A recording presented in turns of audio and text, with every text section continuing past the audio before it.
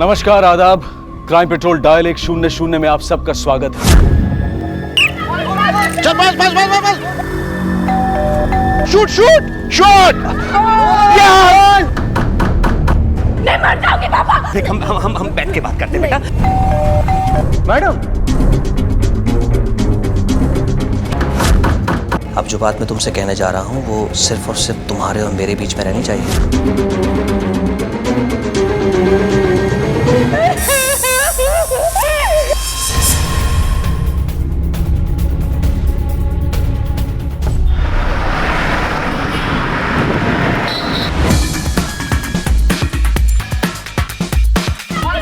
चल बस बस बस बस।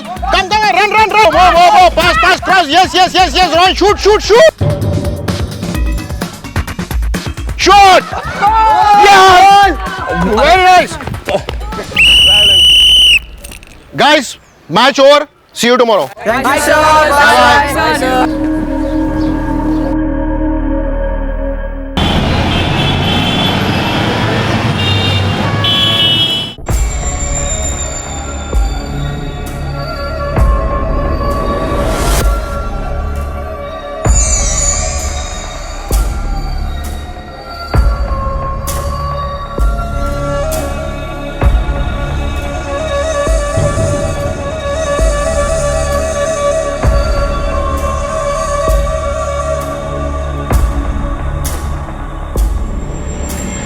हेलो। हाय, मैं रूमी हूँ। मैं एक्ट्रेस एंड मॉडल हूँ। ये मेरी फोटोज हैं।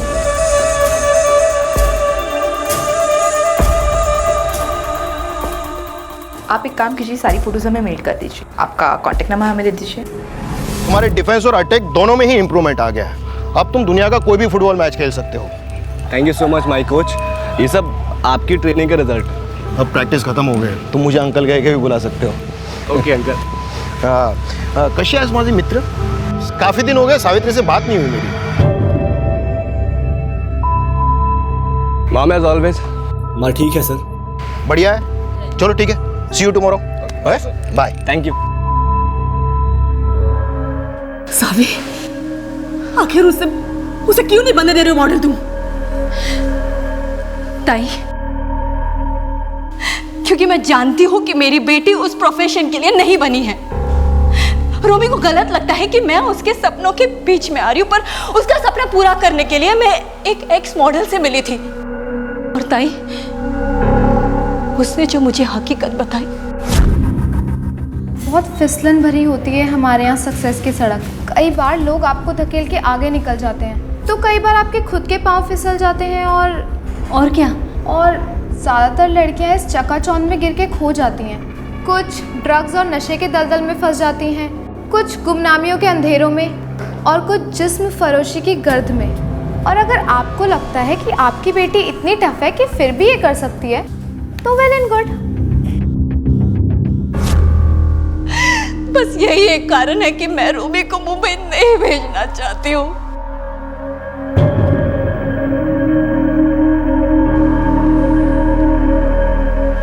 सड़क पर सफर करते हुए हमने ट्रैफिक सिग्नल को जरूर देखा है और उनकी अनदेखी करने पर होने वाले हादसों को भी। सड़क की तरह हमारे जीवन के सफर में भी कुछ ट्रैफिक सिग्नल होते हैं, कुछ मर्यादाएं होती हैं, दायरे, नियम, कुछ लकीरें होती हैं जो हमारे जीवन के सफर को निर्देशित करती हैं। और जब इन निर्देशों की अवहेलना की जाती है तो क्या होता है, ये हम देखेंगे हमारी आज की इस कहानी में।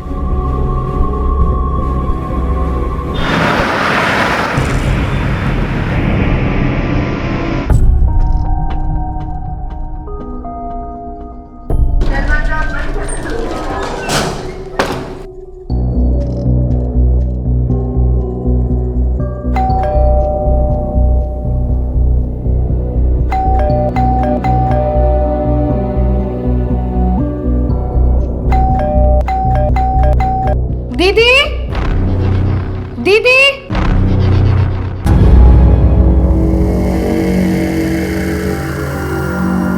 दीदी,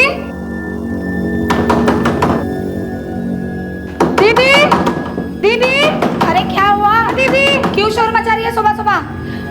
देखिए ना, मैं पिछले 3 दिनों से घर की घंटी बजा रही हूँ, पर दीदी है कि दरवाजा ही नहीं खोलती। क्या हुआ? देखिए ना, मैं पिछले 3 दिनों से घर की घंटी बजा रही हूँ, पर दीदी दरवाजा ही नहीं खोलती। घर से अजीब सी बदबू भी आ रही है।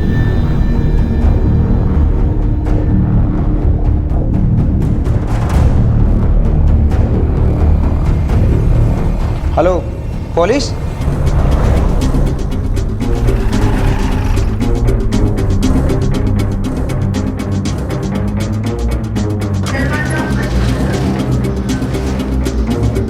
हटिए, हटिए।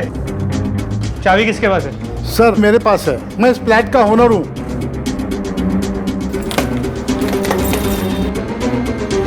ये देखिए सर। पूरे घर की तलाशी लो, पता करो कोई फोर्स एंट्री का निशान है क्या। दीदी, संभालो इसे, पीछे करो। दीदी क्या हो गया दीदी? फोरेंसिक डिपार्टमेंट और एम्बुलेंस को फोन करके बुलाओ और वॉचमैन और बाकी लोगों से पूछताछ करो। पता करो पिछले कुछ दिनों में से कोई मिलने आया था क्या। जी सर। तुम यहाँ कितने बजे आती हो? 9 बजे साहब, मैं 3 दिन पहले भी आई थी।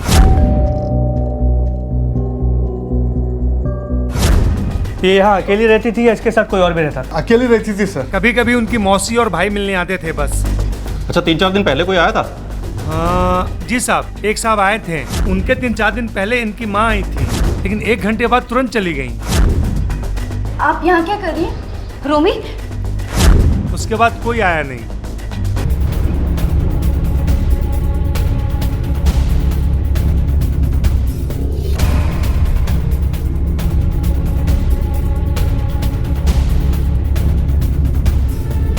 तो स्विच ऑफ।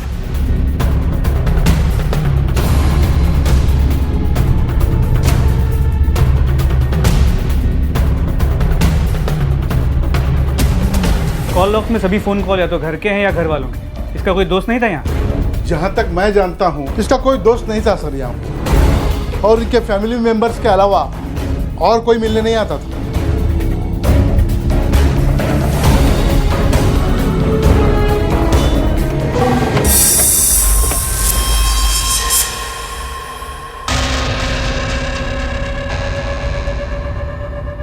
जब ये हादसा हुआ तब आप लोग कहाँ थे? सर मैं डेली सुबह मोहन गायत्री के घर पे जाता था योगा करने के लिए। वहाँ हम लोग सब लोग लॉन में बैठ के एक साथ योगा करते हैं। मैं वही था। आपकी बीवी आपके साथ नहीं जाती? सर वो जाती थी, लेकिन कुछ दिनों से वो नहीं जा रही थी। क्यों? कोई खास वजह? क्योंकि पिछले कुछ दिनों से उसकी तबीयत ठीक नहीं थी। तुम्हारी बेटी का मुंबई में मर्डर हुआ है तो तुम्हारी बीवी की लाश यहाँ मिली। क्या तुम्हें किसी पर शक है? मामा चुप यारो, चुप।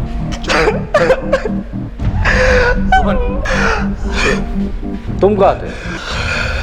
सर मैं तो फुटबॉल मैच की ट्रेनिंग पे गया था। मैं हर दिन जाता हूँ। सबसे पहले लाश को किसने देखा? मैंने देखा मैडम। मैं जब सुबह सुबह आया तो घर का दरवाजा खुला पाया। मैंने मैडम को आवाज लगाया, मैडम। तो मैडम नहीं थी। मैं आवाज लगाते लगाते बेडरूम तक गया और जैसे ही खोला मैडम पंखे से लटकी हुई थी। मैडम मैं देख के घबरा गया, फिर साहब को फोन लगाया। और फिर सर मैंने मोहन को सब कुछ बता दिया और हम तीनों यहाँ आ गए। उनकी निजी जिंदगी में या घर पर ऐसा कुछ हुआ है कि जिसका असर उनके दिलो दिमाग पर हुआ है? सावित्री को रोमी का मॉडलिंग करना पसंद नहीं था। बिल्कुल खाली है। सेफ टूटी है? सर मैंने सब चेक किया था, देखा ज्वेलरी वहाँ नहीं है। मैंने ही बताया था सर। जो भी ज्वेलरी गायब हुई है उसकी एक लिस्ट बना के हमें दे दो। सर 1 मिनट ऑलरेडी है सर मेरे पास।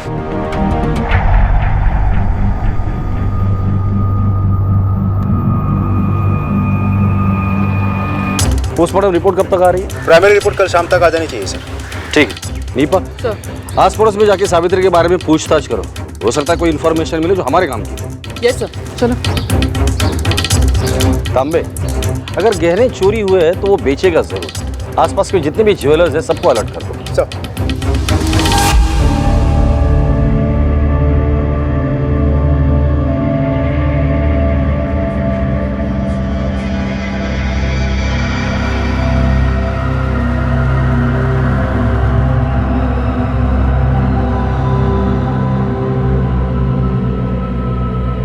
देखो रोहन, मैं समझ सकती तुम पर क्या गुजर रही होगी,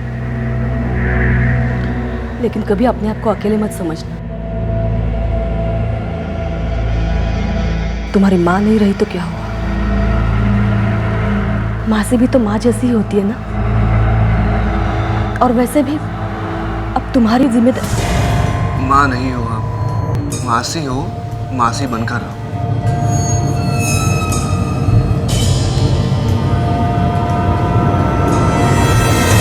नासिक में रहने वाली सावित्री और मुंबई में रहने वाली उसकी बेटी रोमी दोनों ही अब इस दुनिया में नहीं थी। सावित्री के घर की तिजोरी भी टूटी हुई थी और उसमें रखे लाखों के जेवर गायब थे। सर अंदर सेफ टूटी पड़ी है। ज्वेलरी वहाँ नहीं है, मैंने ही बताया था सर।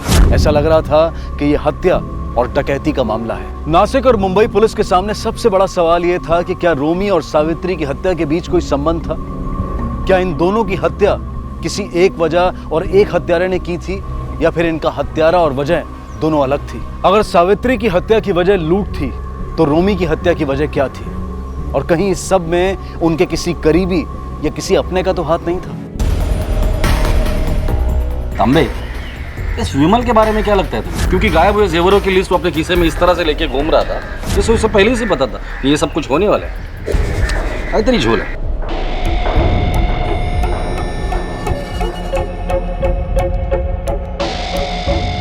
सुनो मेरी बात ध्यान से। अब जो बात मैं तुमसे कहने जा रहा हूँ वो सिर्फ और सिर्फ तुम्हारे और मेरे बीच में रहनी चाहिए।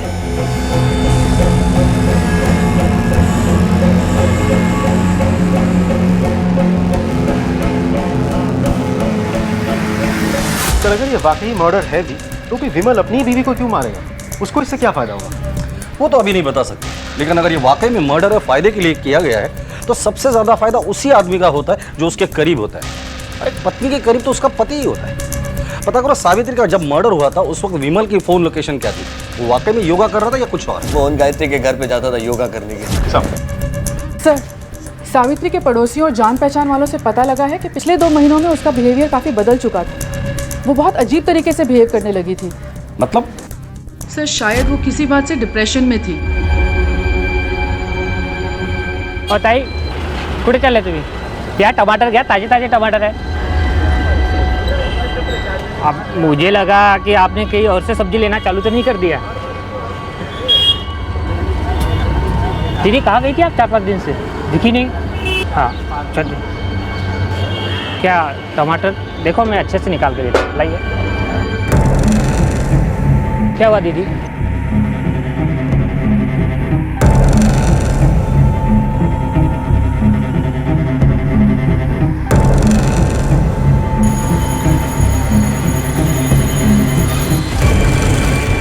सावित्री, अरे कहाँ हो तुम? 4 दिन से कीर्तन भी नहीं आ रही हो और हम लोगों ने ना तुझे इतने कॉल किए, कॉल भी नहीं उठा रही हो।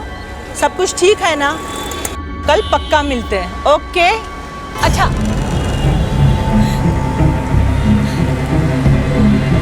मतलब 2 महीने पहले सावित्री के साथ ऐसा कुछ हुआ है जिसके चलते वो परेशान थी, लेकिन ऐसा क्या हुआ होगा जो घर वालों को भी पता नहीं, या फिर घर वाले जानते हैं और हमसे झूठ बोल रहे हैं? सर जी गायत्री जी बोलिए। सर राजू हमारे कंपनी का ड्राइवर जो विमल और सावित्री की गाड़ी चलाता था, वो सावित्री की मौत के दिन से गायब है। गायब हुआ है मतलब हमने काफी पूछताछ की तो वॉचमैन से पता चला कि उसने उसका सामान कहीं टैक्सी से ले जाते हुए देखा था। उसकी फोटो या एड्रेस है आपके पास? जी मैं लाई हूँ। सर ये रही उसकी फोटो और ये रहा उसका एड्रेस, कंपनी के रिकॉर्ड से मिला।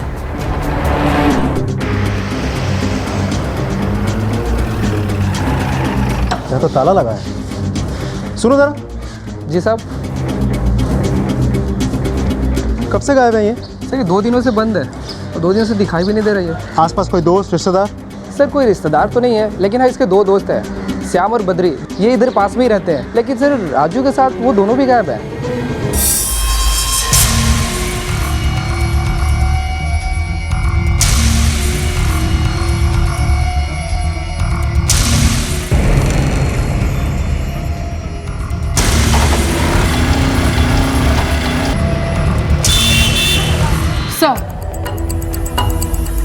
सर ये रही सावित्री की पोस्टमार्टम की रिपोर्ट। आपका अंदाज़ा बिल्कुल सही था, ये सुसाइड नहीं मर्डर है। पहले किसी रस्सी से उसका गला घोटा गया, और फिर उसे फांसी पर लटका दिया गया। जमा कर। नासिक से एएसआई निपा का कॉल आया था सर। रोमी की मां सावित्री की पोस्टमार्टम रिपोर्ट आ गई है और उसके मुताबिक उसने आत्महत्या नहीं की थी, उसका कत्ल हुआ है सर। पाटिल, जैसा मैंने कहा था, इस माँ और बेटी के मर्डर के बीच कोई ना कोई कड़ी तो जरूर होनी चाहिए। ये सिर्फ एक कोइंसिडेंस नहीं है सर। आपको ऐसा लगता है कि इन दोनों का कातिल कोई एक ही है? नहीं, वो 2 भी हो सकते हैं, 3 भी हो सकते हैं, 4 भी हो सकते हैं। इस मामले में फिलहाल कुछ कह नहीं सकते, लेकिन एक बात तो तय है कि जो कोई भी है माँ और बेटी के काफ़ी करीब, क्योंकि दोनों घरों में कोई फोर्स्ड एंट्री का निशान नहीं था। अब पता ये लगाना है कि मर्डर है कौन। जी सर।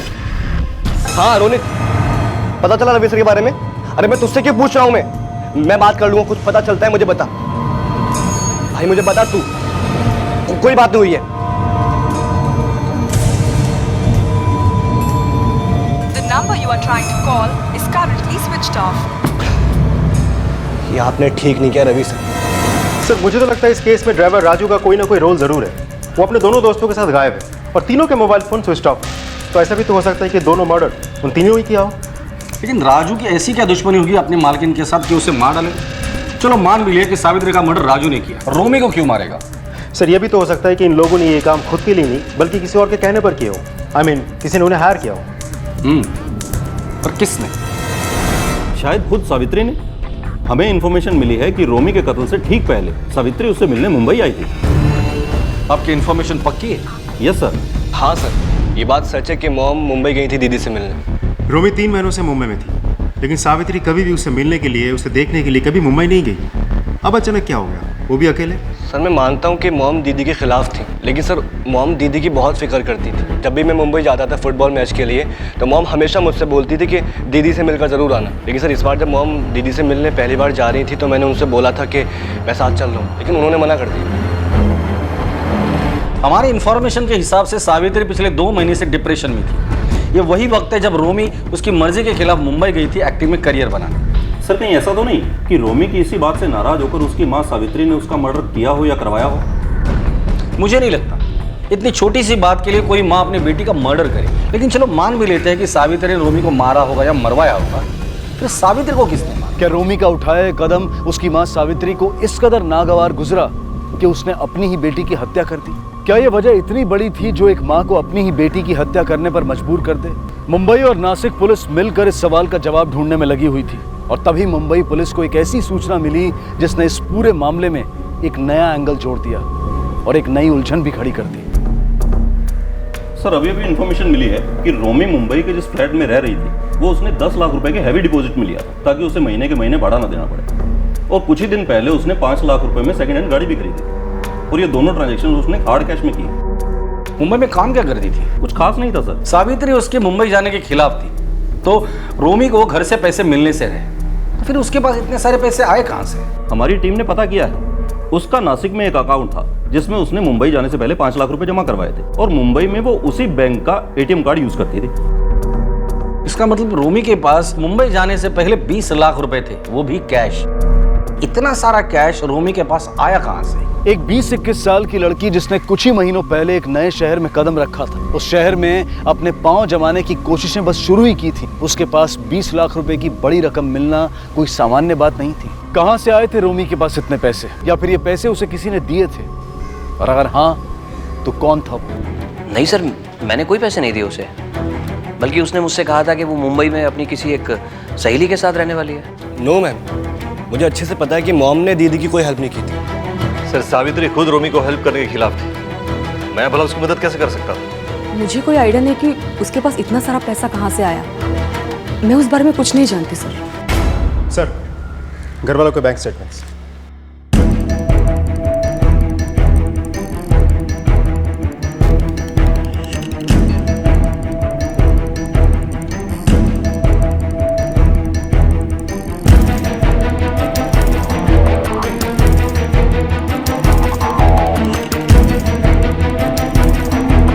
अब सभी लोगों के बैंक स्टेटमेंट्स हैं हमारे पास।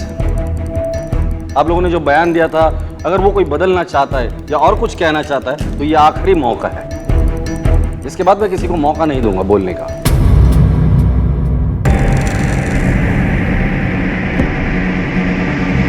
जी हाँ, मैंने ये पैसे दिए थे रोमी को। तो आपने रोमी को 20 लाख रुपए देकर उसे उसका सपना पूरा करने के लिए मुंबई भेज दिया। 20 लाख रुपए, अमाउंट कुछ ज्यादा नहीं है। अब एक बार भी नहीं सोचा आपने कि इतनी बड़ी रकम, वो भी बिना मेहनत के, रोमी के कदम बहका सकती है? मैं नहीं चाहती थी कि उस अनजान शहर में उसे कोई परेशानी हो। और रही बात रोमी की, मुझे उस पर पूरा भरोसा था, वो कुछ गलत नहीं करेगी। अगर आपका इंटेंशन इतना ही साफ था तो आपने पहले हमसे झूठ क्यों बोला था? घर में से किसी को बिना बताए मैंने उसे पैसे दिए थे। मैं नहीं चाहती थी कि विमल या घर में से कोई भी मेंबर मुझसे नाराज हो, और ये भी नहीं चाहती थी कि आप मुझ पर शक कर। हमारा शक तो आप पर अब भी है गायत्री जी। जनरली कोई भी इतना बड़ा ट्रांजैक्शन या तो चेक से करते या तो ऑनलाइन बैंकिंग से, और आपने इतनी बड़ी रकम रोमी को कैश में दी थी। बता सकती है क्यों? अगर कैश नहीं देती तो घर में सबको पता चल जाता, जो कि मैं नहीं चाहती थी। सावित्री पिछले 2 महीने से डिप्रेशन में थी। आप उनकी बहन है, आपको तो पता ही होगा क्या हुआ था सावित्री के साथ 2 महीने पहले। मैं नहीं जानती। सावित्री पिछले 2 महीने से डिप्रेशन में थी, और ये बात उसकी सगी बहन गायत्री को पता ना हो, ऐसा हो ही नहीं सकता। कुछ तो है जो ये लोग हमसे छिपा रहे हैं। सर सावित्री का बैंक अकाउंट स्टेटमेंट हमें मिल नहीं रहा था, लेकिन अब मिल चुका है और काफ़ी चौंका देने वाला है। ये देखिए सर, उसके मर्डर के ठीक 1 दिन पहले उसने 5 लाख रुपए का विड्रॉल किया था, और उसने 50,000 रुपए की पेमेंट एक नामी डिवोर्स लॉयर को भी की थी। Divorce lawyer? आप लोग? विमल जी, तुम्हारे बीवी ने मरने से ठीक 1 दिन पहले अपने अकाउंट से 5 लाख रुपए विड्रॉ किए थे। बता सकते हैं क्यों? सर मुझे खुद बैंक से मिले मैसेज के थ्रू पता चला, और मैंने उससे पूछा भी था, लेकिन उसने मुझे इस बारे में कुछ बताया ही नहीं। एक पर्सनल सवाल, क्या आपके बीवी का किसी के साथ अफेयर था? क्या बेहुदा सवाल कर रहा है? मेरी बहन ऐसे नहीं थी। तो फिर इनसे डिवोर्स क्यों लेना चाहती थी? डिवोर्स? व्हाट रमेश? सावित्री मुझसे डिवोर्स लेना चाहती थी। उसने पूरी तैयारी भी कर ली थी। जिस लॉयर के थ्रू वो डिवोर्स लेना चाहती थी, हम लोग उसे मिल भी चुके हैं, और उसने 50,000 रुपए उसको दिए भी है। सावित्री जी के दोस्त और जानने वालों का कहना है कि 2 महीने पहले से बहुत परेशान रहने लगी थी। उनका नेचर बदल गया था, वो डिप्रेशन में चली गई, और उन्हीं दिनों डाइवोर्स लॉयर से मिलना और अपना डाइवोर्स फाइनलाइज करना साफ बताता है कि कुछ तो प्रॉब्लम थी। क्या हुआ था ऐसा 2 महीना पहले? सर इस बारे में मुझे कुछ नहीं पता सर। पर हमें ऐसा लगता है कि आप लोग हमसे कुछ छुपा रहे हैं। आप लोग शायद इसे सीरियसली नहीं ले रहे। आपके परिवार के 2 सदस्यों की मौत हुई है। जिस दिन चोरी होती है उसी दिन तुम्हारे पास गहनों की लिस्ट कैसे तैयार हो जाती है? सर वो लिस्ट मैंने और सावित्री ने मिलकर बनाई थी। हम अपनी सारी ज्वेलरी बैंक में जमा करना चाहते थे, और उससे पहले ये घटना हो गई सर। विमल, इंसान एक झूठ छुपाने के लिए 1000 झूठ बोलता है, लेकिन एक न एक दिन वो झूठ पकड़ा जाता है।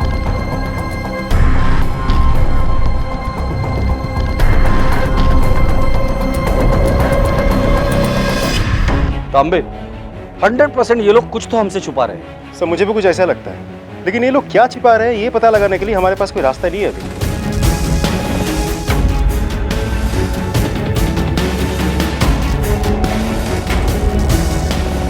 ये रोहन फुटबॉल खेलता है ना? Yes sir. Yes sir, Rohan हमारे साथ ही प्रैक्टिस करता है, बट उस दिन उसका रवि सर के साथ मैटर हो गया था। उस दिन के बाद से हमें से किसी ने उसे नहीं देखा। कैसा मैटर? और ये रवि सर कौन है? हमारे कोच है सर। 15 दिन पहले जब हम यहाँ ग्राउंड पे खेलने आए थे तो हमने देखा वो दोनों झगड़ा कर रहे हैं। उसने अपने ही कोच का कॉलर पकड़ लिया था, क्यों? वी डोंट नो सर, हम बहुत दूर थे उनसे, इसलिए हमें उनकी बातें सुनाई नहीं दे रही थी। हमारे लिए भी बहुत शॉकिंग था ये सर, क्योंकि रवि सर से उसके कोच ही नहीं बल्कि उसके मॉम के बहुत क्लोज फ्रेंड भी थे, और रोहन उनकी बहुत रिस्पेक्ट भी करता था। आप लोग के रवि सर कहाँ मिलेंगे? वो रवि सर यहाँ पास में ही रहते हैं। लगभग 2 साल से किराए पर रह रहे वो मेरे यहाँ, लेकिन अभी वो कहाँ है मुझे नहीं पता। पिछले 2-3 दिनों से ताला लगा है उनके घर पर। मैंने सोचा शायद वो किसी मैच की वजह से बाहर गए होंगे। कल परसों रोहन भी आया था उनको ढूंढने के लिए। Thank you. चलो।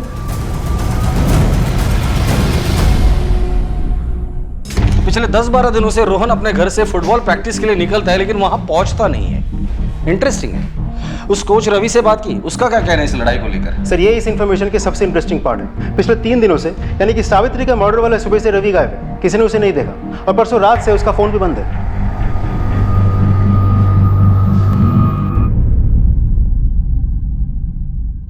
सर मैं अपनी मॉम के बारे में कुछ बात करना नहीं चाहता, बस इतना कहूँगा, she was the best mom in the world.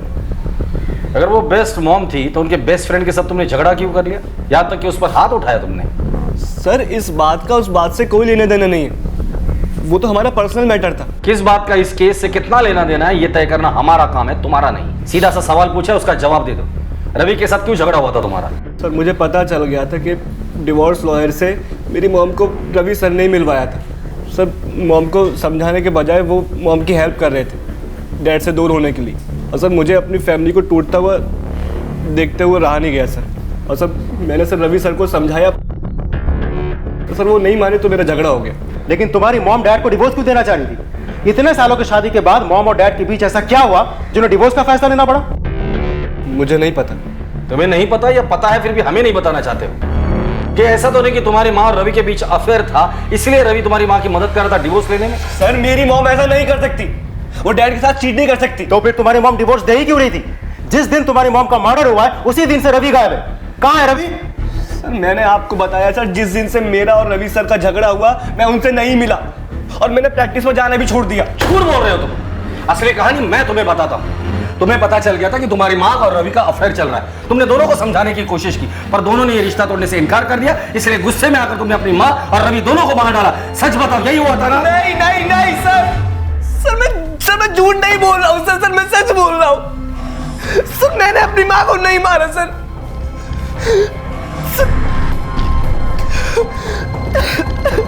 Sir मैं सच कह रहा हूँ। रवि पुलिस से नहीं बल्कि राजू से बचकर भाग रहा था, लेकिन क्यों?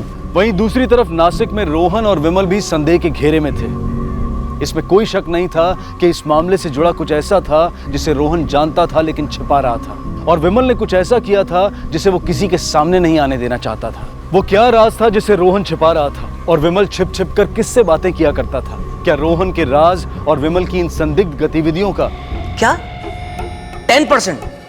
तुम्हारा दिमाग तो नहीं खराब हो गया?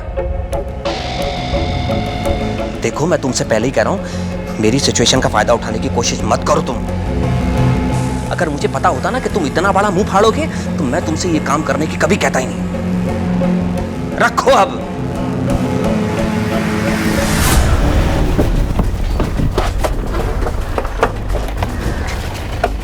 सर साइबर सेल के मुताबिक राजू का फोन यहीं आसपास का ही होना चाहिए। पूरा एरिया छान मारो। तुम उस तरफ देखो।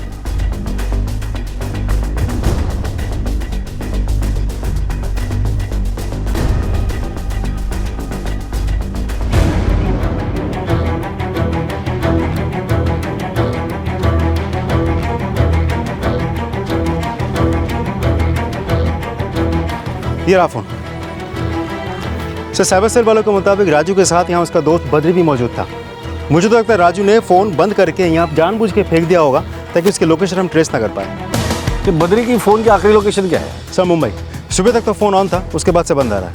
मुंबई पुलिस को बद्री के फ़ोन की आखिरी लोकेशन इन्फॉर्म कर दो। सर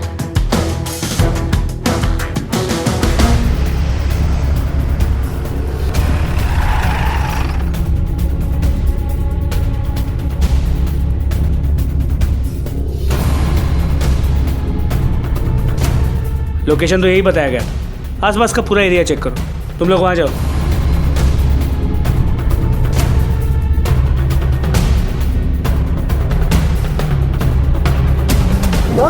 इधर आइए।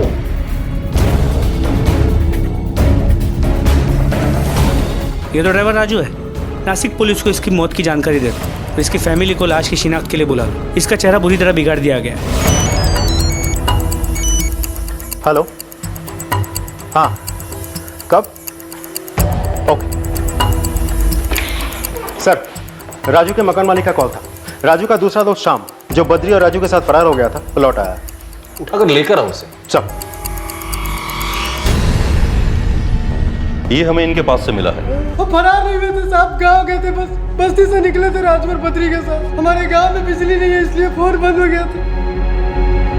पुलिस ने शाम के बयान की तस्दीक की तो पता चला कि वो सच बोल रहा था। वो राजू और बद्री के साथ नहीं बल्कि बिहार स्थित अपने गांव में था। समझ में नहीं आ रहा था कि राजू असल में शिकारी था या शिकार।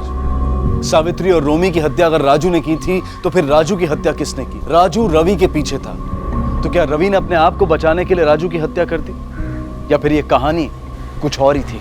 इन सारे सवालों का जवाब अब सिर्फ रवि दे सकता था। लेकिन क्या रवि पुलिस के हाथों में आएगा या फिर कुछ ऐसा घटने वाला था जिसका अंदाजा शायद पुलिस ने भी नहीं लगाया था? आइए साहब, आइए आइए, देखिए साहब, ये देखिए साहब। पलटाओ बॉडी। सर ये तो रवि है। रवि?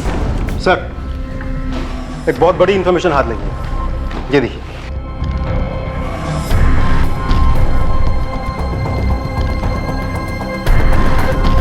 उठाकर लेकर आओ इसे। सर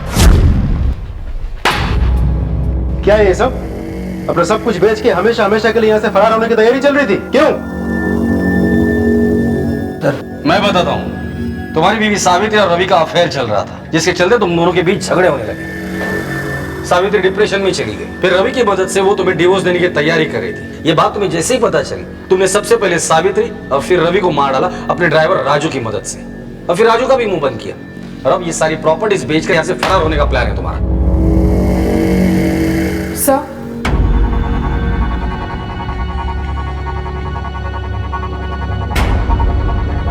आज से 2 महीने पहले सावित्री, तुम, गायत्री और मोहन पिकनिक के लिए खंडाला गए थे। उस रात सावित्री के साथ तुम्हारा झगड़ा हुआ था और सावित्री तुम तीनों को छोड़कर वहां से अकेले अपने घर आई थी। किस बात को लेकर झगड़ा हुआ था? सर पिछले कुछ महीनों से थोड़ी प्रॉब्लम चल रही थी मेरे और सावित्री के बीच में। हम उन्हें खंडाला लेके गए थे हमारी फार्म हाउस पर, ये सोचकर कि दुनियादारी से दूर कुछ दिन अगर एक साथ रहेंगे तो सब कुछ ठीक हो जाएगा। लेकिन कुछ ठीक हुआ नहीं सर। सावित्री हम सबको वहां छोड़कर अकेली नासिक लौट आई। सर रोहन, बैठ बैठ बैठ।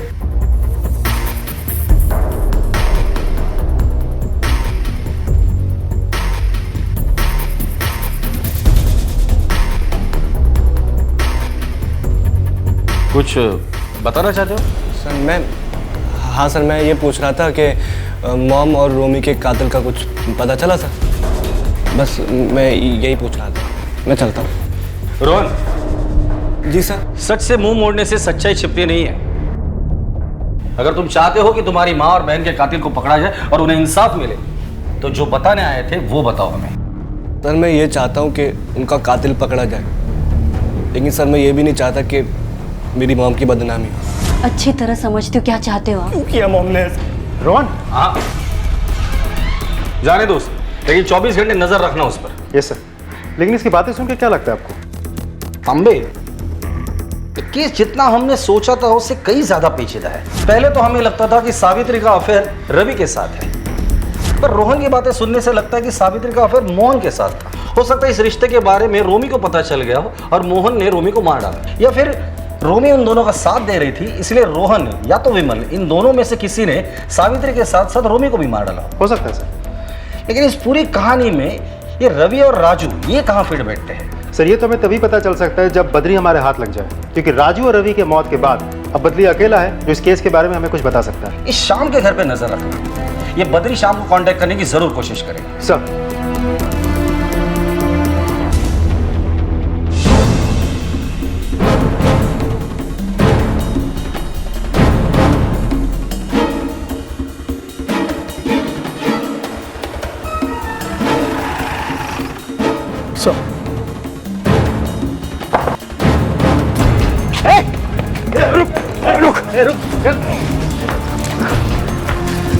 राजू, अपना कार्ड उनके पास छोड़ दिया ताकि आप लोगों को लगे कि मैं मर चुका हूं साहब। सावित्री और रोमी को भी तुमने ही मारा था ना?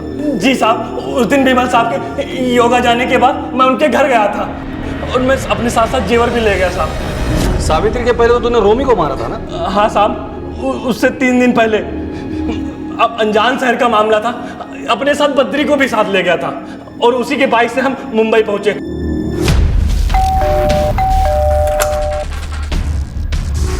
तुम? बड़ी मैडम ने आपके लिए सामान भेजा था। ठीक है, जाओ। अरे मैडम, थोड़ा पानी मिलेगा? हाँ मैडम।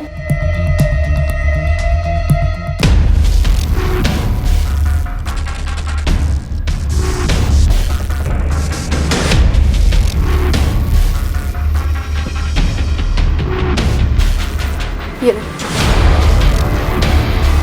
अब आखिरी सवाल है, ये सब किसके कहने पर किया तूने?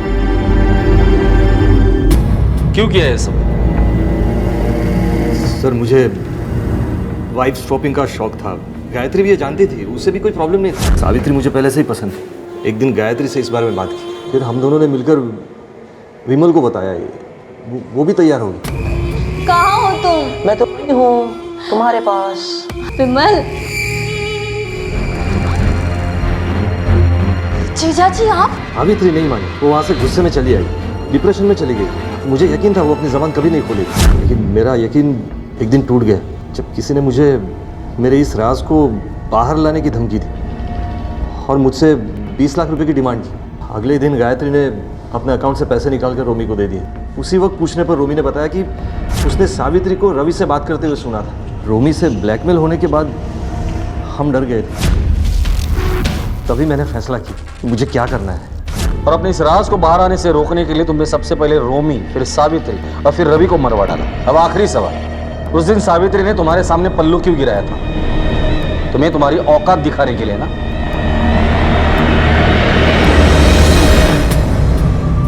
तुम सही थे, तुम्हारी माँ वाकई अच्छी इंसान थी। ज्यादा पाने की चाहत रखना या अपनी जिंदगी को अपने मन मुताबिक जीना, ये ना तो कोई गुनाह है और ना ही गलत, लेकिन ऐसा करने के लिए नियमों का उल्लंघन करना कितना खतरनाक हो सकता है, ये कहानी इस बात का एक उदाहरण है। इस पूरे खेल में सब अपना सब कुछ खो बैठे। हम इस कहानी से सबक लें और सड़क की तरह जीवन के सफर में भी नियमों का ख्याल रखें, उनका पालन करें। कहते हैं कि वो कहानी व्यर्थ है जिसका कोई सार ना हो, वो जीवन व्यर्थ है जिसका कोई महत्व ना हो। हमारे जीवन में हर एक चीज का एक महत्व है, फिर वो अहमियत चाहे इंसान की हो, रिश्तों की हो, पैसे की हो, समय की हो, या फिर वो किसी की जान की अहमियत हो। हर चीज की अपनी एक इंपॉर्टेंस है, एक सिग्निफिकेंस है, और इसका संतुलन बनाए रखना बेहद जरूरी है। लेकिन हमारे आज के इस केस में किसी ने भी किसी भी चीज की अहमियत को समझा ही नहीं।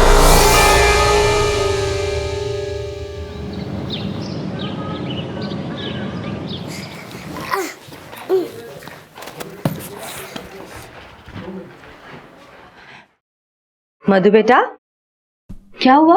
आप मम्मा के बैग क्यों छुपा रहे हो? आप फिर से मुझे छोड़ के चली गई तो? नहीं बेटा, मैं क्यों तुम्हें छोड़ के जाऊंगी? अभी अभी तो आई हूँ मैं आपको छोड़ के कहीं नहीं जाऊंगी। सच्ची? हाँ। आप जब घर पे नहीं होते हो मेरा मन भी नहीं लगता और मुझे आपकी बहुत याद आती है। मैं तुम्हें छोड़ के कभी नहीं जाऊंगी बेटा, कभी नहीं जाऊंगी मैं तुम्हें छोड़ के।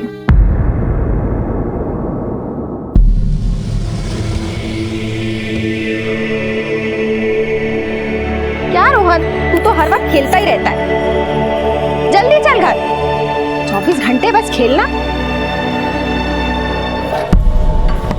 अब तू चुपचाप जाके बेडरूम में पढ़ाई कर, मैं खाना बनाती हूँ। ये शब्द हम अक्सर न्यूज़पेपर और टीवी के माध्यम से पढ़ते और सुनते आए हैं, लेकिन जरा सोचिए कि जब हमारी कोई पहचान वाला ऐसा करता है तब पूरे परिवार पर क्या बीतती होगी। आत्महत्या से सिर्फ एक व्यक्ति की जान नहीं जाती, बल्कि पूरा परिवार इससे प्रभावित होता है। हर साल दुनिया में लगभग 80 लाख लोगों की मृत्यु की वजह है आत्महत्या, और इनमें से लगभग 17% लोग भारतीय होते हैं। राहुल शीला का पति और रोहन का पिता था, उसने आत्महत्या की थी। राहुल की आत्महत्या की वजह क्या थी? पत्नी से विवाद, आर्थिक समस्या, या फिर कोई और था उसकी जिंदगी में? सर, पॉकेट में से मोबाइल मिला है और पर्स में एक क्रेडिट कार्ड मिला है। घर को भी अच्छी तरह से चेक करो। सर।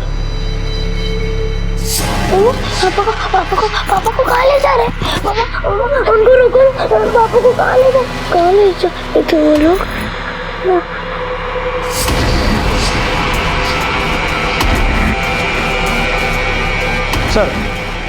सर, जिस तरह से घर का सारा सामान अपनी जगह पे है और फोर्स एंट्री के भी कोई निशान नहीं है, देख के तो यही लगता है सुसाइड केस है, लेकिन सर घर पे कोई सुसाइड नोट नहीं मिला। जब क्राइम स्पॉट क्लीन हो और सुसाइड का कोई रीजन ना हो तो शक के दायरे में सबसे पहले फैमिली मेंबर्स ही आते हैं। एक काम करो, ये राहुल शर्मा की कॉल डिटेल्स और क्रेडिट कार्ड की हिस्ट्री निकलवाओ। सर। पापा, ये आपके लिए, खोल के देखिए ना। मम्मा मम्मा मम्मा मम्मा, आपने कहा था ना मैं कैसी लग रही इस फ्रॉक में? तुम इस फ्रॉक में बिल्कुल इस गुड़िया जैसी लग रही हो।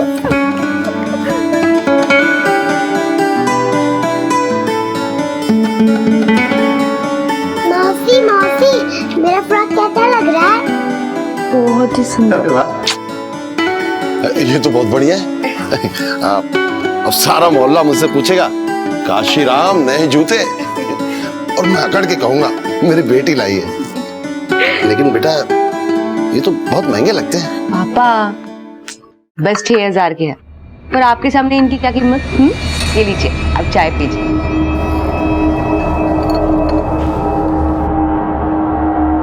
दीदी क्या बात है, क्या बढ़िया चाय बनाई है आपने। क्या खाक बनाई है?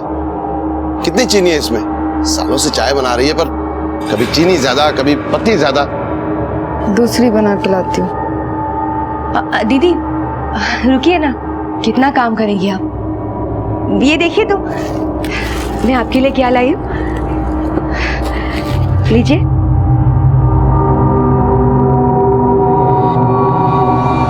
नहीं नहीं सर, मैं इस सुसाइड की वजह नहीं हूँ। मैं जानती हूँ इन सब की वजह कौन है। कौन है? मीरा।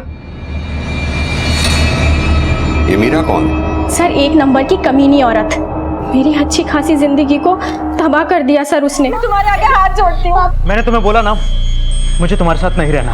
मैं मीरा के पास जा रहा हूँ। राहुल, प्लीज राहुल मत जाओ। राहुल राहुल मीरा को कैसे जानता था? मालूम नहीं सर, बस इतना जानती हूँ कि राहुल ने उस मीरा के चक्कर में अपने परिवार को ठुकरा दिया। पर सर पता नहीं अचानक से राहुल को क्या हुआ कि वो 1 महीने पहले ही घर आ गए थे। मेरा पति लौट के तो आ गया था मेरे पास, लेकिन वो मेरा ना हो सका और अंत में उन्होंने मौत को गले लगा लिया। आखिर कौन थी ये मीरा? क्या रिश्ता था उसका राहुल से? क्या वाकई में उसका राहुल से कोई रिश्ता था भी, या फिर शीला सिर्फ पुलिस को गुमराह कर रही थी? सर पड़ोसियों से पूछताछ की तो सबने एक ही बात कही कि 5-6 महीने पहले राहुल घर से गायब हो गया था और पिछले महीने अचानक वापस भी आ गया। शरीर शीला सही कह रही थी। राहुल की पॉकेट से जो क्रेडिट कार्ड मिला था उसका क्या हुआ? सर ये रहा स्टेटमेंट। सर पिछले 5-6 महीने में राहुल ने काफी खर्चा किया और ज्यादातर खर्चा beauty parlour, boutique, ladies garment store यहाँ पर हुआ है सर। और सर एक बात और, पिछले महीने राहुल ने 2 लाख रुपए कैश विड्रॉ किया बैंक से और उसके बाद वो घर आ गया। कहीं ऐसा तो नहीं है 2 लाख रुपए शीला नहीं दबा लिए हों? सर 2 लाख रुपए? मुझे राहुल ने कोई पैसे नहीं दिए सर। आपको यकीन नहीं है तो पूरे घर की तलाशी ले लीजिए, मैं सच कह रही हूँ। सर 1 मिनट रुकिए। सर ये देखिए, 3 महीने से बिजली का बिल नहीं भरा है। सर ये देखिए, राशन वाले का पिछला बकाया। सर वो पैसों के लिए रोज परेशान करता है। रोहन की फीस भी नहीं भर पाई हूँ। सर ये देखिए स्कूल का नोटिस। सर अगर मेरे पास 2 लाख रुपए होते तो मैं ये सारे हिसाब चुकता नहीं कर देती। तो वो पैसे गए कहाँ? और कहाँ जाएंगे सर? उस मीरा पे ही नौछावर किए होंगे। पुलिस को अब तक मीरा के बारे में कुछ पता नहीं चल पाया था, और वहीं मीरा कई दिनों बाद अपने घर लौटी थी।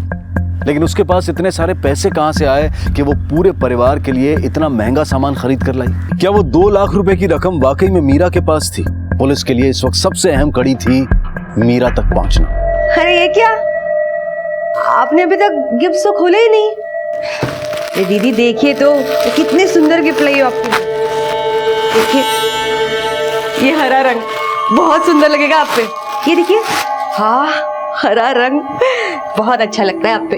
देखिए, वाह, पहन के बताइए इसे। नहीं चाहिए क्या? तो आपको कुछ और चाहिए था? अरे बता देते मुझे, दिल्ली में क्या नहीं मिलता। जो चाहिए वो लेके आऊंगी आपके लिए। बताइए क्या चाहिए आपको? मुझे इस घर में तू नहीं चाहिए।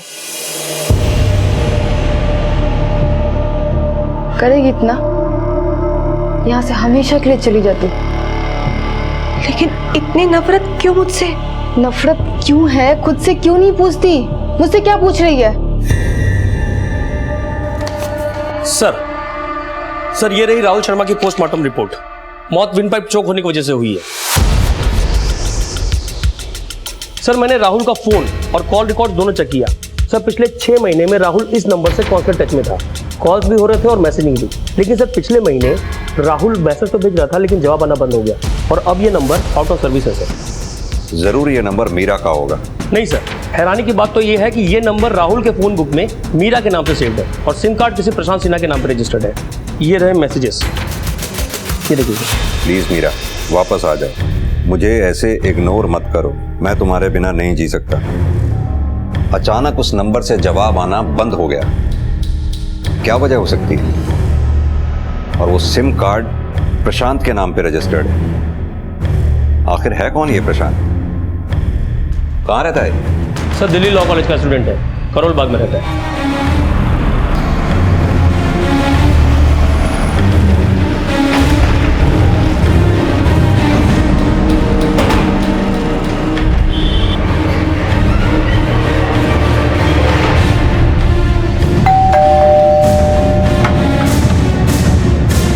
जी प्रशांत सिन्हा तुम ही हो? जी हाँ, मैं ही हूँ। क्या बात है? मेरा तो ये नंबर है 7232857669। आप ये जो नंबर बता रहे हैं ये तो मेरा नंबर है ही नहीं। ये नंबर तुम्हारे नाम पर रजिस्टर्ड है और राहुल ने ये नंबर मीरा के नाम से सेव किया हुआ है। राहुल से कई बार बात भी हुई है, सैकड़ों कॉल्स, अनगिनत मैसेजेस, सारे के सारे मीरा के नाम पर। कौन है ये मीरा? क्या चक्कर है? कैसे जानते हो तुम इसे? हाँ सर, शायद ये मीरा ने किया होगा। बहुत चालाक है, मेरे डॉक्यूमेंट्स यूज किए होंगे उसने। मीरा को कैसे जानते हो? सर मेरी एक्स गर्लफ्रेंड थी वो। व्हाट? तुम्हारी गर्लफ्रेंड? जी सर, करीब 1.5 साल पहले हम लोग मिले थे। ये देखिए, ये शर्ट आप पे बहुत सूट करेगा। अभी आप इंसिस्ट कर ही रही है तो ट्राई करना तो बनता है। चेंजिंग रूम बाहर।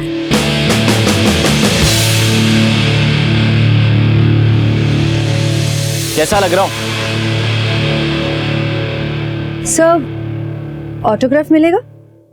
क्यों? क्योंकि बिल्कुल हीरो लग रहे हैं आप। आपके चॉइस की दाद देनी पड़ेगी और आपके अंदाज की भी। Thank you sir. हीरो वाली दीवानगी तो अब दिखानी ही पड़ेगी। 2 शर्ट्स खरीद लेता हूँ, उसके बाद कॉफी भी पिलाएंगे थैंक यू बोलने के लिए। हीरो की उम्र कुछ कम नहीं लगती? उम्र की क्या बात करती है मोहतरमा, अगर आप साथ हैं तो बड़ा होने में कितना वक्त लगेगा।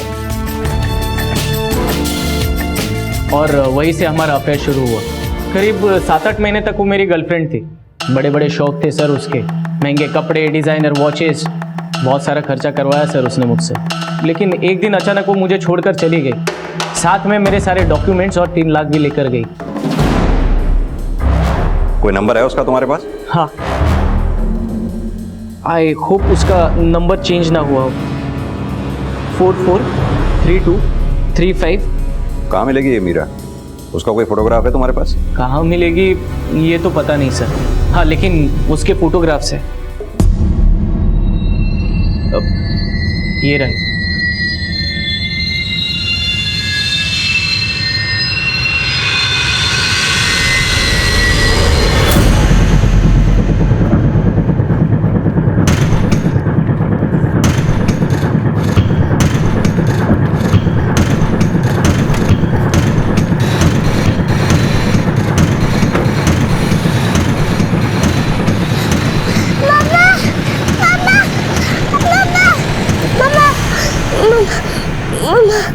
बेटा, क्या हुआ बेटा? मम्मा, मैंने एक सपना देखा कि आप मुझे छोड़ के जा रहे हैं। नहीं बेटा, तुम शांत हो जाओ, शांत हो जाओ। मम्मा तुम्हें छोड़ के कहीं नहीं जाएगी। आप फिक्र मत करो, सो जाओ आराम से। देखो मम्मा यही है।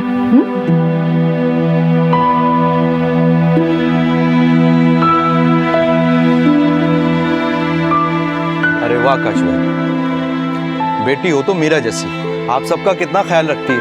अरे सिर्फ परिवार का ही नहीं, घर का भी ख्याल रखती है। देखो घड़ी, जूते और सोफा सेट, डाइनिंग टेबल। वाह काशी, बड़े खुशनसीब हो जो ऐसी बेटी मिली। लीजिए, पकड़ो लीजिए। अरे कितनी बार तुझे कहा है कि तेल निकाल दिया कर, तो सुनती नहीं। मेरा हार्ट अटैक करवा के टन पड़ेगी तुझे। वो मीरा ने जो कागज के नैपकिन लाए ना, उससे पोंछ के ला जा।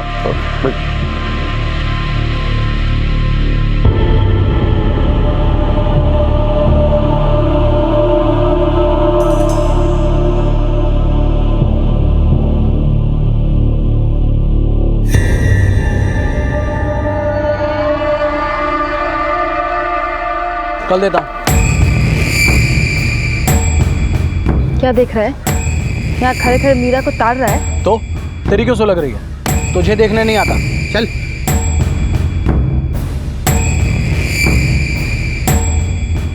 इसे पहचानते हैं आप? ये तो मीरा है सर। ये लगभग 1.5 साल पहले हमारे यहाँ काम करती थी, लेकिन उसके बाद उसने नौकरी छोड़ दी थी। किस तरह की लड़की थी? अब सच बोलूं तो सर, इसका काम में बिल्कुल दिल नहीं लगता था। जब देखो तब मेल कस्टमर को ताड़ा करती थी। कोई अच्छा कस्टमर मिला बस हाँ ही शुरू। अच्छा हुआ इसने खुद ही नौकरी छोड़ दी 2 महीने में, नहीं तो मैं खुद ही इसे नौकरी से निकालने वाला था। आपके पास आपके एम्प्लॉइज के आईडी प्रूफ, एड्रेस वगैरह कुछ तो होगा? हाँ सर, हम सारे एम्प्लॉइज के आईडीज लेते हैं। दीजिए। जी जस्ट मिनट।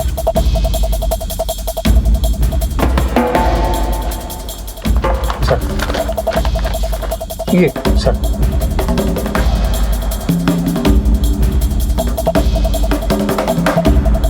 सर ये तो राजनगर गाजियाबाद का एड्रेस है।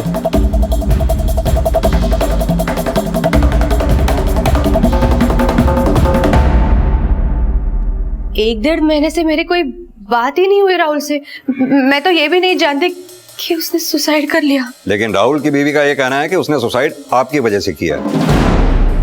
सर, किसी के कह देने से क्या होता है? राहुल ने आपको इतने मैसेजेस किए, इतने कॉल्स किए, आपने एक भी कॉल का जवाब नहीं दिया। यहाँ तक कि राहुल से बात करने के लिए जो नंबर आप इस्तेमाल कर रही थी वो प्रशांत के नाम पे रजिस्टर था। एक बात और, राहुल ने पिछले दिनों अपने बैंक अकाउंट से 2 लाख रुपए निकाले थे, जो उसने अपने घर में नहीं दिए, आप ही को दिए थे ना।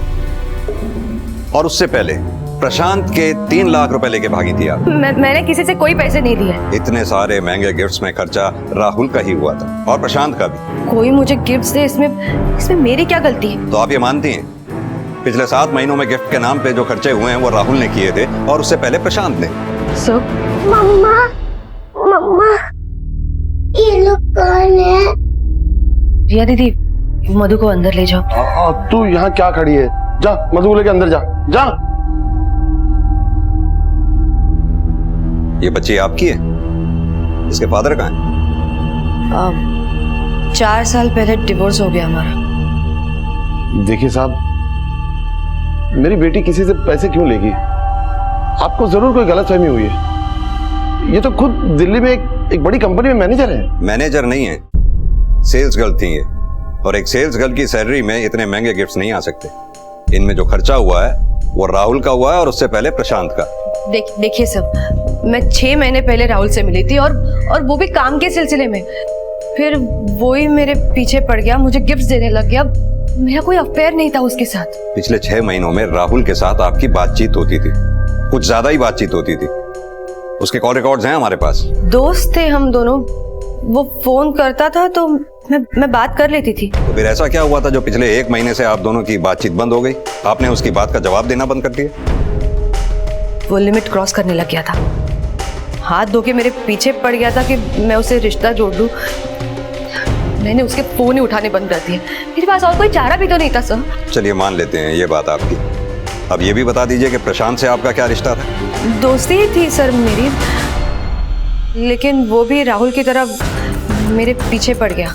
लेकिन हाँ सब, रही बात उस नंबर की, तो वो नंबर प्रशांत नहीं दिया था, वो झूठ बोल रहा है। वो झूठ क्यों बोलेगा? ये तो वो ही जाने सर। अब कहाँ काम करती हैं आप? ब्लूमैन लॉजिस्टिक्स, दिल्ली में।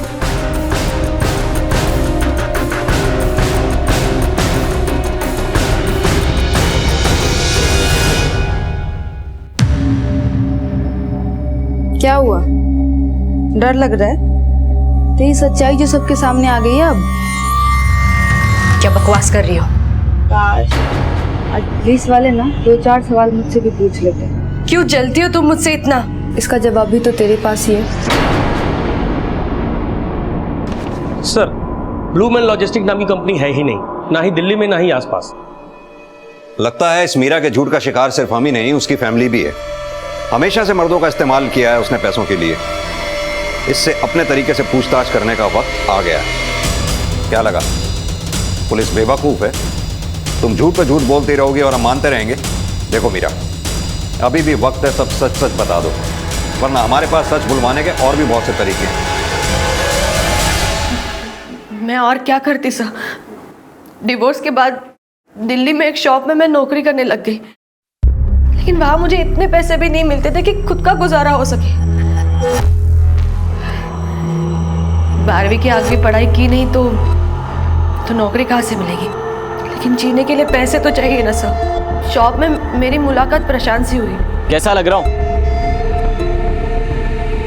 सर ऑटोग्राफ मिलेगा? वो लट्टू हो गया था मुझ पे और मैं भी जान गई थी कि मैं खूबसूरत हूँ और मत मुझ पे पैसे उड़ाने के लिए तैयार है। प्रशांत और राहुल दोनों के साथ मेरा रिश्ता था। प्रशांत को मैंने इसलिए छोड़ा क्योंकि वो अमीर बाप का बेटा था। वो जल्दी चीज़ों से बोर हो जाता था सब। मुझे डर लग रहा था कि कहीं वो मुझे भी कुछ दिनों में ना छोड़ दे। और मैं किसी की ठुकराई हुई औरत बन के नहीं रहना चाहती थी। और राहुल, उसे छोड़ने की क्या वजह थी? क्योंकि उसने मुझसे झूठ कहा था कि वो शादीशुदा नहीं है। तुम शादीशुदा हो, तुम्हारा एक बच्चा भी है, तुमने मुझे बताया तक नहीं। और सर उसके बाद मैंने उसके साथ कोई कांटेक्ट नहीं रखा। मैं बहुत ही गिल्टी फील कर रही थी। फिर मैं भी तो एक माँ हूँ। किसी माँ से उसके बच्चे का पिता कैसे छीन सकती हूँ? इसलिए मैंने उसे छोड़ दिया। और इसीलिए राहुल ने सुसाइड कर लिया? उसके वो जाने सर, आप मुझे इसके लिए जिम्मेदार नहीं ठहरा सकते। देखिए सर, मैं उसके बाद सब कुछ छोड़ छाड़ के मेरे बच्चे के पास वापस आ गई थी। स्त्री और पुरुष के रिश्ते के बीच में कौन दोषी है, कितना दोषी है, ये कहना मुमकिन नहीं होता, क्योंकि उन दोनों के बीच में जो होता है उसकी सही जानकारी सिर्फ उन्हें ही होती है। क्या मीरा वाकई सच बोल रही थी? क्या सच में प्रशांत और राहुल उसके पीछे पड़े हुए थे? पुलिस का अनुमान था कि मीरा झूठ बोल रही थी, लेकिन इससे पहले कि वो उससे कुछ और पूछताछ करते, एक चौंकाने वाली खबर सामने आई जो इस केस को एक नई दिशा देने वाली थी। सर, गाजियाबाद पुलिस से फोन आया था। उस काशीराम ने कंप्लेंट लिखाई कि मीरा और मधु दोनों गायब है। हमारी नातिन मधु सुबह से नहीं मिल रही साहब। हमने ये साहब के थाने में कंप्लेंट भी लिखवाई सर। कृपा करके आप ढूंढ दीजिए, बड़ी चिंता हो रही है। आपने आसपास में पता किया? कहीं ऐसा तो नहीं बच्चों के साथ खेलने निकल गई हो? नहीं सर, सुबह से मीरा भी गायब है। तुम्हारा कहने का मतलब है मीरा उसे ले गई? हाँ साहब, कल रात को मैंने मीरा को घर से निकाल दिया था, ये कहकर कि अब उससे हमारा कोई रिश्ता नहीं।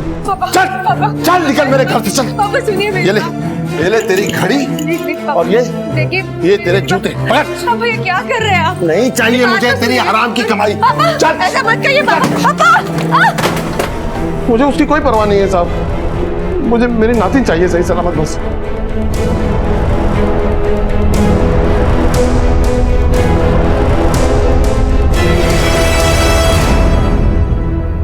कोई लीड नहीं मिले मीरा की। मोहल्ले में भी किसी ने उसको सुबह घर से जाते हुए नहीं देखा। हो सकता है रात के अंधेरे में घर से चली गई हो। उसका फोन ट्रेस करो।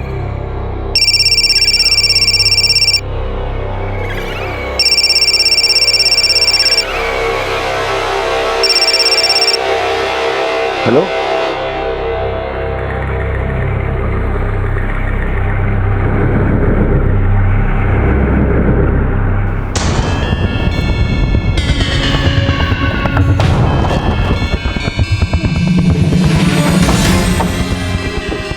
सर, मीरा के फोन की लास्ट लोकेशन यहीं की थी।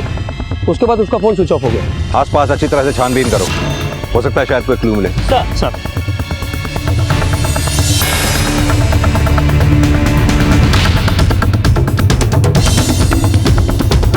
सर फॉरेंसिक रिपोर्ट आ गई है। महेश्वरी डंप यार्ड से जो हमें ब्लड मिला था उसका ब्लड ग्रुप बी पॉजिटिव है, जो शायद मीरा के ब्लड ग्रुप से मैच करता है। लेकिन सर मधु का ब्लड ग्रुप ओ नेगेटिव है। मीरा को भागने के दौरान चोट लगी या फिर किसी ने उसे चोट पहुंचाई? लेकिन सर मीरा को चोट पहुंचाएगा कौन? जहां से हमें वो ब्लड मिला था उसके आसपास के एरिया में लोगों से अच्छी तरह से पूछताछ करो, शायद किसी ने कुछ देखा हो। सर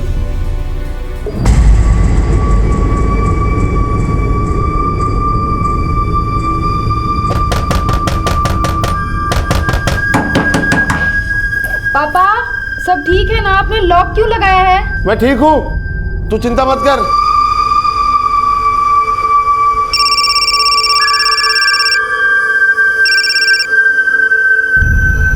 हेलो, हाँ वो पैसों का इंतजाम मैंने कर लिया। कहाँ लाना है?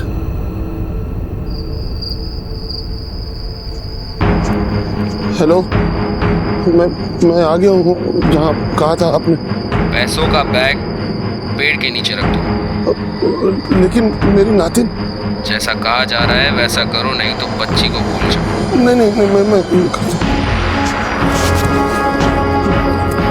ये देखो हाँ रख दिया। कहाँ है मेरी नातिन? पीछे घूमो और 15 कदम चलने के बाद दाहिने मुड़ जाओ। वहाँ एक दीवार होगी, उसके पास वेट करो, तुम्हें अपनी नातिन मिल जाएगी।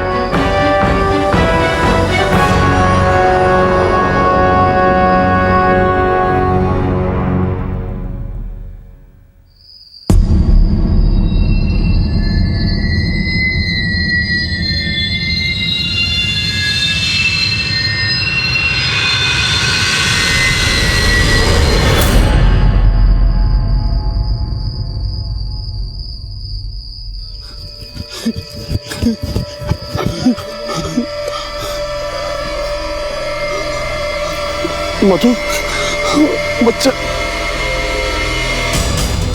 आपने अगर हमें पहले बताया होता तो शायद ये सब होता ही नहीं। मधु हमारे पास होती और किडनैपर हमारी कस्टडी में। मैं डर गया था साहब, मेरी समझ में कुछ नहीं आ रहा था। मुझे बस मेरी नातिन सही सलामत चाहिए थी। किस नंबर से कॉल आया था आपके पास? सही सर, वो नंबर किसी फर्जी आईडी से लिया गया था जो स्विच ऑफ है। सिंह एक काम करो, IMEI नंबर को सर्वेलेंस पे डालो। सर, जब मैं महेश्वरी डंप यार्ड के आसपास पूछताछ कर रहा था तो इस आदमी ने बताया कि सुबह 4 बजे के करीब उस तरफ कोई जा रहा था। क्या देखा था तुमने? मैं सो रहा था साहब, तभी किसी के भागने की आवाज़ से मेरी नींद खुल गई। मैंने देखा एक आदमी उस तरफ बहुत ही तेजी से भागे जा रहा है। उसका स्केच बनवाने में हमारी मदद कर सकते हो? स्केच साहब? कुछ तो देखा होगा। उसका कद कैसा था, उसका रंग कैसा था? साहब गेरुआ रंग का आदमी था साहब, मांग एक तरफ रखे हुए था और करीब 5 फुट 10 के आसपास हाइट थी साहब। साहब ये जो कद काठी आप बता रहे हैं ये तो बिल्कुल रघु जैसी। कौन रघु? मीरा का पति, 4 साल पहले जिससे उसका तलाक हुआ था। हाँ सर, ये वही रघु ही होगा। वो मुझे पहले ही समझ जाना चाहिए था सर। वो पहले से ही मीरा के पीछे पड़ा हुआ था, तलाक के बाद भी उसका पीछा करता था वो, और कई बार तो मैंने मोहल्ले में भी देखा उसे।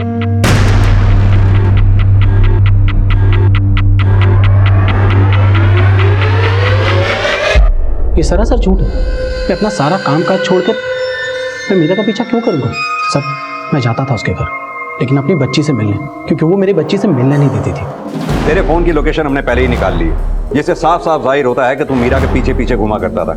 और तेरे फोन की लोकेशन के मुताबिक जहां मीरा का फोन स्विच ऑफ हुआ था वहीं तेरा फोन एक्टिव था, महेश्वरी डंप यार्ड पे। अब तू ये बता, तू वहां गया था या नहीं?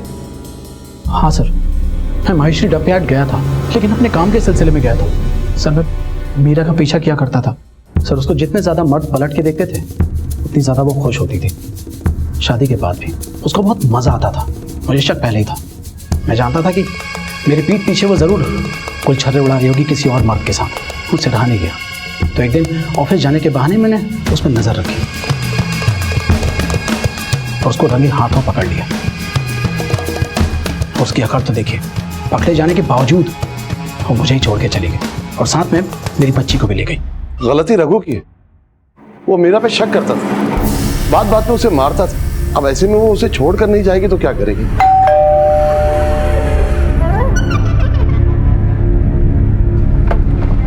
मीरा? नहीं, ये क्या बेटा? ये बैग? मीरा, क्या हुआ बेटा? और ये चोट? अब हाथ उड़ा रघु ने? हाँ पापा, बहुत शक करता है वो मुझ पे। मैं जरा भी किसी से बात कर लूं तो ये। बेटा तू फिक्र मत कर, हाँ? मैं देखता हूँ उसको। जिसकी ऐसी खूबसूरत बीवी हो, जिसको गैर मर्द ताड़ते हो, उसको जलन होगी ही सर। जो गैर मर्द उसको भाव नहीं देते थे वो उसके भी पीछे लगी रहती थी। उसको एक गंदी आदत थी सेंटर ऑफ अट्रैक्शन बनने की, और मेरी सबसे बड़ी गलती ये थी कि मैं उसको भुला नहीं पाया तब तक। जिसकी ऐसी खूबसूरत बीवी हो, जिसको गैर मर्द ताड़ते हो, उसको जलन होगी ही सर। और इसीलिए शायद तूने मीरा को वापस पाने के लिए उसकी बच्ची को किडनैप किया। मैंने ऐसा कुछ भी नहीं किया।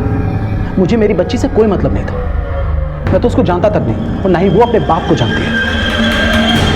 जिसकी ऐसी खूबसूरत बीवी हो, जिसको गैर मर्द ताड़ते हो, उसको जलन होगी ही सर। और इसीलिए शायद तूने मीरा को वापस पाने के लिए उसकी बच्ची को किडनैप किया, उसकी फिरौती मांगी। मैंने ऐसा कुछ भी नहीं किया। मुझे मेरी बच्ची से कोई मतलब नहीं था। मैं तो उसको जानता तक नहीं, और ना ही वो अपने बाप को जानती है। मुझे सिर्फ मीरा चाहिए थी। मैं उससे अब भी प्यार करता हूँ। मैं उसको कभी नुकसान नहीं पहुंचा सकता, मेरी जिंदगी की सबसे बड़ी भूल थी कि मैंने रिया से नहीं मीरा से शादी की थी। सबसे बड़ी गलती थी रिया से शादी ना करके मीरा से शादी की, इसका मतलब? जी, रिया मीरा से बड़ी है। पहले रघु का रिश्ता रिया के लिए ही आया था, पर जब रघु ने मीरा को देखा तो उसे पसंद कर लिया। इस बात पर दोनों बेटियां बहुत लड़ी थी। तू जानती थी ना वो लोग मुझे देखने आए हैं, तुझे क्या जरूरत थी बाहर आने की? मैं भी उस लड़की को देखना चाहती थी। तू देखना नहीं चाहती थी, खुद को दिखाना चाहती थी उन लोगों को कि देखो मैं अपनी बहन से कितनी ज्यादा खूबसूरत हूँ। अगर मैं आपसे ज्यादा खूबसूरत हूँ और अब ऐसी, तो इसमें मेरी क्या गलती है? गलती ये है कि जब तक तू अपनी खूबसूरती दिखा के मर्दों को रिझा नहीं लेती है ना, तुझे चैन नहीं मिलता है। और तू तो रघु को पसंद भी नहीं करती, लेकिन जिस तरह से तुझे तार रहा था, तुझे बड़ा मजा आ रहा था, इसलिए शादी की हाँ कर दी तूने। हाँ, मुझे मजा आ रहा था, कर दी मैंने हाँ, मेरी मर्जी। अगर आपको कभी ऐसा मौका मिले तो आप भी ऐसा कर देना मेरे साथ। खुश? काश तू पैदा ना होती। कहीं ऐसा तो नहीं रिया ने जलन में आके मौके का फायदा उठा के मीरा के साथ कुछ कर दिया हो? हाँ सर, हमारा तो रिश्ता बचपन से ही ऐसा था, जैसे बहनें ना हो एक दूसरे की दुश्मन हो। वो एकदम गोरी चिट्टी और मैं तो उसके सामने कुछ थी नहीं ना सर। घर में कोई भी आता था तो सबसे पहले मीरा को ही देखता था। सारा प्यार दुलार उसके हिस्से आता था और मेरे हिस्से अपनी छोटी बहन को टुकुर टुकुर देखना। मैं सावली और वो गोरी, इसमें सर मेरी क्या गलती थी? तो इसी बात का बदला लिया तुमने मीरा के साथ? सर अगर बदला ही लेना होता तो सर रघु से उसकी शादी ही नहीं होने देती सर। और अब बदला लेके फायदा भी क्या है? पापा ने उसे घर से निकाल दिया धक्के मारकर। मेरी तो मन की मुराद ऐसे ही पूरी हो गई थी ना सर। और मधु, उसको तो सर मैंने माँ की तरह बचपन से पाला है। सर मैं कह रही हूँ ये सब मीरा ने ही किया है। वो पैसों के लिए अपनी बेटी को तो क्या बाप को भी मार सकती है सर। सर मीरा के अब तक के रिकॉर्ड को देख करके एक बात तो साफ है कि इसने बहुत से मर्दों के साथ खिलवाड़ किया है, इस्तेमाल किया है। उससे बदला लेने वालों की लिस्ट लंबी हो सकती है सर। सिंह, पता करो मीरा का घर छोड़ने के बाद किस किस के साथ अफेयर था, कौन कौन लोग ऐसे हैं जो उससे खफा थे। एक बात और, मीरा के घर छोड़ने से लेकर अब तक के उसके कॉल रिकॉर्ड्स निकलवाओ। सर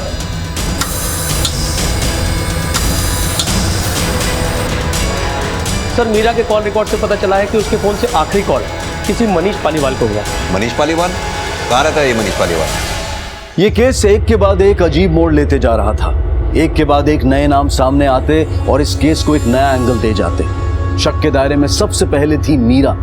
उसकी शख्सियत, उसके चरित्र पर कई सवाल खड़े कर रही थी और अब मीरा और मधु दोनों के लापता होने के बाद उनसे जुड़े तथ्यों को परखना मुश्किल हो रहा था। रिया के खिलाफ भी कोई ठोस सबूत नहीं था और अब एक और नया नाम, मनीष पालीवाल। कौन था ये मनीष पालीवाल और उसका इस केस से क्या ताल्लुक था? क्या पुलिस इस केस को सुलझाने के बेहद करीब थी या फिर मनीष पालीवाल भी इस केस को एक नई दिशा की तरफ मोड़ देगा?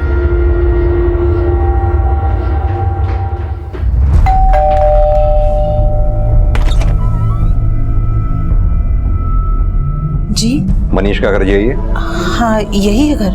कहाँ है मनीष? कल रात से घर नहीं आया। सब ठीक है ना सर? आप किसी मीरा नाम की लड़की को जानती हैं? मीरा? उसका नाम ही सिर्फ मीरा है तो वो मेनका। 3 साल पहले मेरे बेटे मनीष की जिंदगी में आई थी। वो पूरा बर्बाद कर दिया उसको, घर तक बेच दिया उसने। मेरे बेटे ने जब शादी के लिए पूछा तो उसे छोड़ के चली गई।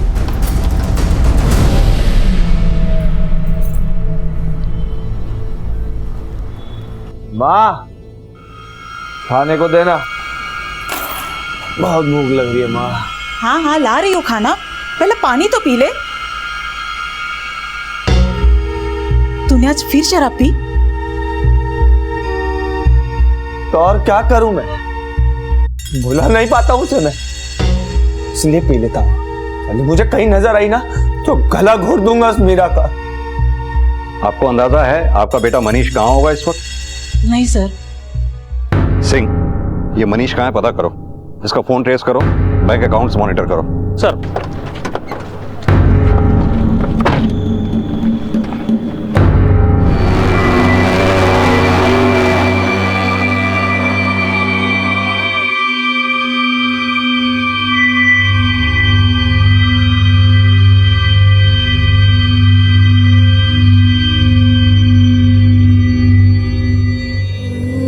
सर मधु की पोस्टमार्टम रिपोर्ट आ गई है। जिस रात काशीराम ने फिरौती की रकम दी उसके कुछ घंटे बाद मधु को मार दिया गया और मौत गला घोटने की वजह से हुई। सवाल यह है कि पैसे मिलने के बाद किडनैपर ने बच्ची को मारा क्यों? हो सकता है मधु ने किडनैपर का चेहरा देख लिया उसे। हेलो, ठीक है सर, मनीष का फोन ट्रेस हो गया, उसकी लोकेशन मिल गई सर। चलो।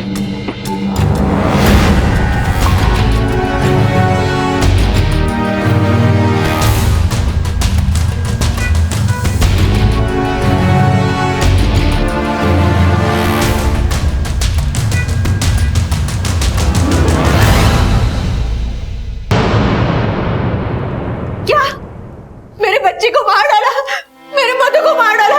मैं मेरे बच्चे से मिलना चाहती हूँ, मुझे जाना है मेरे बच्चे की बस सर। जिस रात तुम्हारे बाप ने तुम्हें घर से बाहर निकाला तुम अपनी बेटी मधु को लेकर भाग गई थी ना? पापा ने मुझे घर से बाहर निकाला, उसके बाद मैं अपने बच्चे से मिली तक नहीं हूँ सर। पहले तेरी घड़ी और ये तेरे जूते। अब ये क्या कर रहे हैं आप? नहीं चाहिए। मैं एक अच्छी माँ नहीं बन पाई, ना ही एक अच्छी बेटी। मेरा अपना ही ठिकाना नहीं था तो मैं अपने बच्चे के बारे में क्या सोचती। राहुल के इनबॉक्स से मुझे ये मेल मिली है जिसमें साफ साफ लिखा है अगर तुम्हें अपनी जान देनी है तो दो, मगर मुझे बार बार मैसेजेस मत करो। हमारा रिश्ता अब खत्म हो चुका है। अपनी बेटी मधु को भले ही तुमने ना मारा हो, लेकिन राहुल की मौत की जिम्मेदार तुम खुद हो। सर, जिस नंबर से काशीराम को कॉल आया था उस मोबाइल में एक दूसरा सिम डाला गया है और अभी उससे एक कॉल भी हुआ है, उसके बाद से फोन बंद है। किसको कॉल किया गया? कोई ट्रैवल एजेंट है सर। चलो।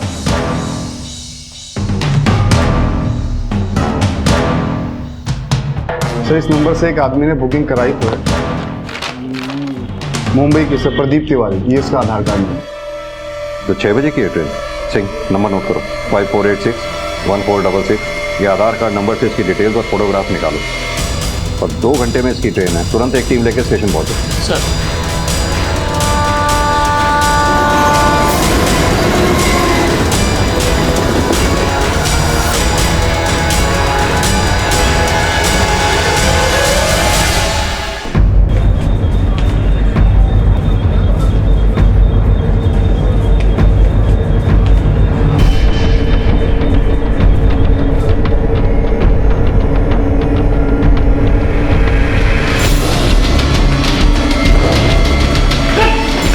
मुझे पैसों की जरूरत थी तो मुझे लगा यही सही रास्ता होगा पैसा कमाई करने का। हमारा प्लान था मतलब?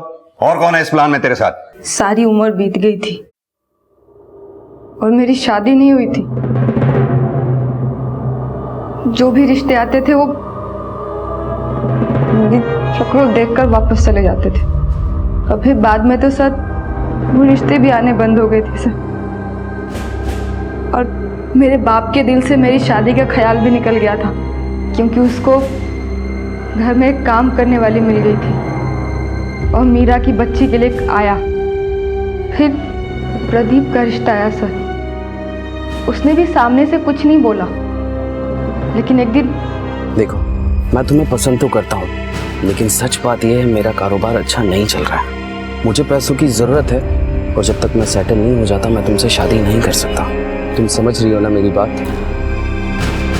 मैंने घर में देखा था, महंगा महंगा सामान था, पैसे वाले लोग लग रहे थे। मैंने सोचा लड़की बदसूरत है, पैसा ऐड सकते हैं, वो ऐसे ही खुश हो जाएगी अगर मैं शादी के लिए हाँ बोल दूँ तो। सर, मैं बहुत खुश थी कि देर से ही सही लेकिन मेरी शादी होगी। पैसे कहाँ से लाती थी? मीरा से पैसे मांगने की कोशिश की, लेकिन इतने सालों तक तो मेरे कमाए हर रुपए को ताने देती थी, फिर आज अचानक मेरे पैसों से इतना प्यार क्यों? नहीं मिलेंगे पैसे। मैंने सोचा था पैसे वाले लोग हैं, आसानी से निकल आएगा, लेकिन बाद में पता चला उसका बाप एक मामूली क्लर्क था और सारा पैसा उसकी बहन के पास था। इसलिए मैंने रिया को और उकसाया और मीरा की बेटी को किडनैप करने का प्लान बनाया। अगर तुम्हें पैसे ही चाहिए थे तो फिर मधु को क्यों मारा, फिरौती लेने के बाद भी? उसको मारना नहीं चाहती थी मैं।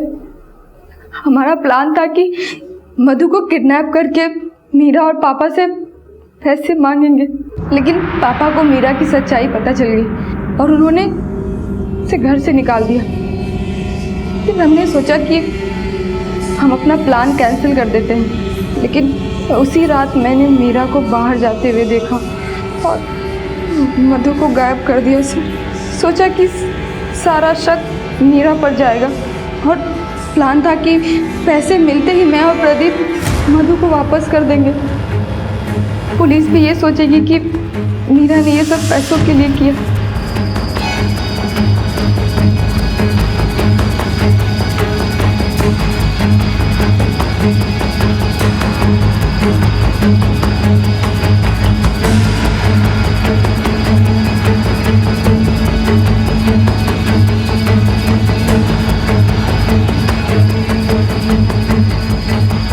हेलो हाँ रिया, पैसे मिल गए हैं, बच्ची को पहुंचाना होगा। मैं 10 मिनट में वहाँ आ रहा हूँ। हाँ हाँ ठीक ठीक ठीक। मौसी आप मैंने